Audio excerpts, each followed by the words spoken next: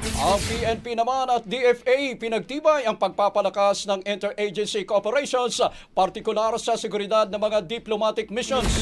Brigada Kath Austria, i-brigada mo! Brigada Live Report.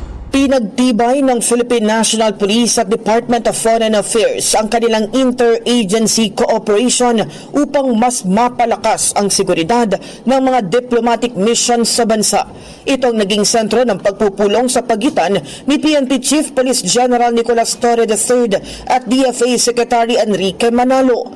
Maliban sa seguridad sa diplomatic missions, tinalakay din ng dalawang opisyal ang pagtutulungan na mapalakas ang international peace and security efforts. Ang pulong ay bahagi ng mas malawak na inisyatibo upang palakasin ang interagency collaboration sa harap ng mga makabagong hamon sa seguridad.